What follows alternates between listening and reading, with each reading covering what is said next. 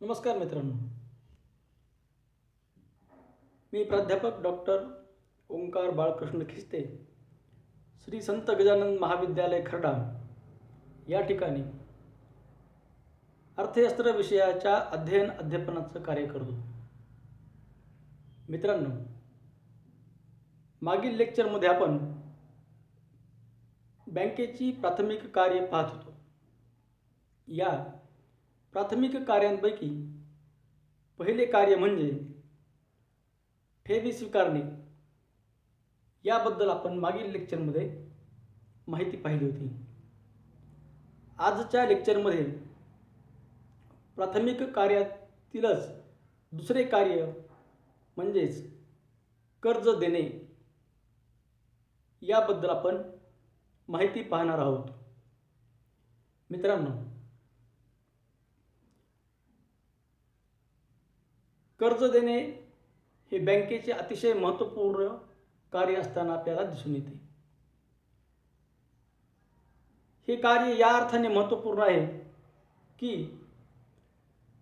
एका बाजूने कर्जाच्या माध्यमातून उद्योगाला आणि उपभोगाला या दोन्ही घटकांना चालना मिळते, तर दुसऱ्या बाजूला या कर्जाच्या माध्यमातूनच बँकांना उत्पन्न देखील प्राप्त होत असते. म्हणजेच ठेवीवरील व्याजदर आणि कर्जावरील व्याजदर यातील अंतर म्हणजे बँकेचे उत्पन्न असते.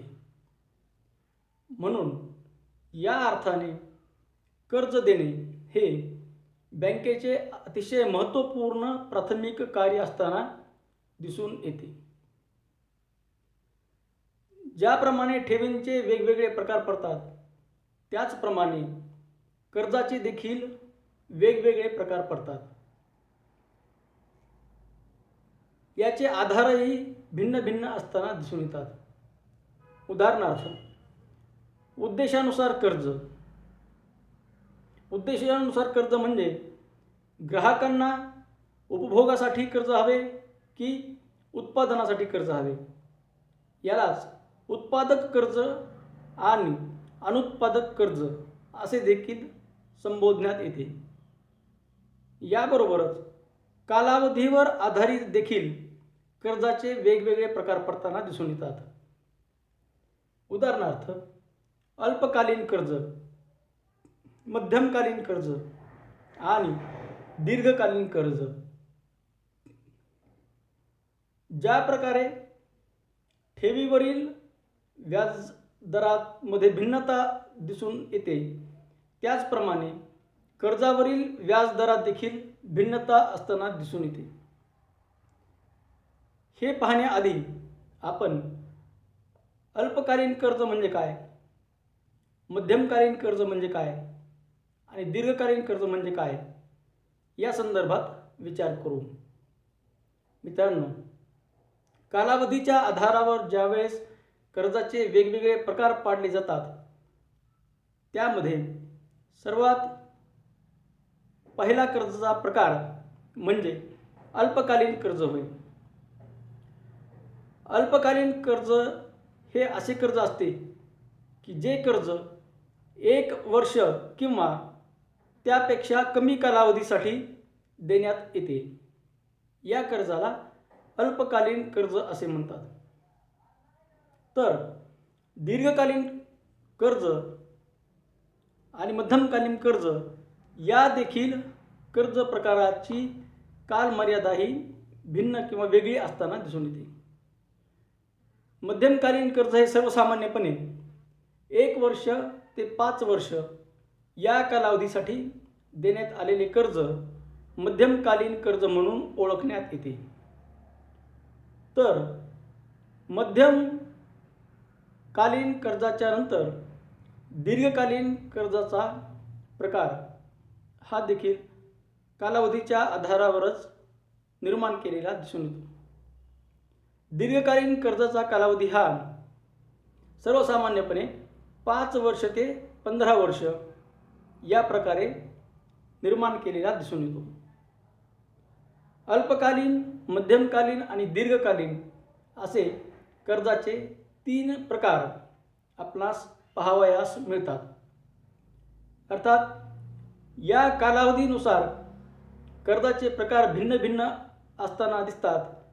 त्याचप्रमाणे त्यावरील व्याजाचे दर देखील भिन्न भिन्न असताना दिसून येतात. यामागील सर्वात महत्त्वाचे कारण म्हणजे तीनही प्रकारच्या कर्जाच्या प्रकारामध्ये रिस्क म्हणजेच धोका याची तीव्रता ही भिन्न भिन्न असताना दिसून येतात. म्हणजेच अल्पकालीन कर्जावरती कमी व्याजदर आकारण्यात येतो. मध्यमकालीन कर्जावर अल्पकालीन कर्जाच्या पेक्षा जास्त व्याजदर आकारण्यात येतो. तर दीर्घकालीन कर्जासाठी अल्पकालीन आणि मध्यमकालीन कर्जापेक्षाही जास्त व्याजदर आकारण्यात येतो. यामागील सर्वात महत्त्वाचे कारण म्हणजे अल्पकालीन कर्जावर कमी व्याजदर आकारण्यात येतो, कारण अल्पकालीन कर्जावरील जोखीम ही कमी असते. याउलट मध्यम आणि दीर्घकालीन कर्जावरील जोखीम ही जास्त असल्यामुळे बँका कर्जाच्या व्याजाचा दर हा जास्त ठेवताना दिसून येतात. मग ही जोखीम कालावधीवर आधारित असताना दिसून येते. जेवढा कालावधी जास्त तेवढी जोखीम जास्त, आणि जेवढी जोखीम जास्त तेवढा व्याजाचा दर जास्त आकारण्यात येतो. म्हणजेच जोखीम आणि व्याजाचा दर यामध्ये धनात्मक स्वरूपाचा संबंध असताना दिसून येतो. काही अर्थतज्ञांच्या मते व्याजदर हा जोखीम पत्करल्याचा मोबदला आहे असे देखील स्पष्टीकरण त्यांच्याद्वारे देण्यात आलेले दिसून येते. ज्याप्रमाणे कालावधीच्या भेदानुसार कर्जाचे प्रकार निर्माण केले गेले आणि त्यावरील व्याजाच्या दरात देखील भिन्नता दिसून आली, त्याचप्रमाणे उद्देशानुसार जे कर्ज वाटप करण्यात येते त्यावर देखील व्याजाचा दर हा भिन्न भिन्न आकारण्यात येताना दिसून येतो. म्हणजेच उद्देशानुसार कर्जामध्ये कृषी कर्ज, गृह कर्ज, वाहन कर्ज, उद्योगासाठी कर्ज अशा वेगवेगळ्या घटकांचा समावेश यामध्ये होतो. सर्वसामान्यपणे कृषी कर्ज यावरील व्याजदर हा कमी असताना दिसून येतो.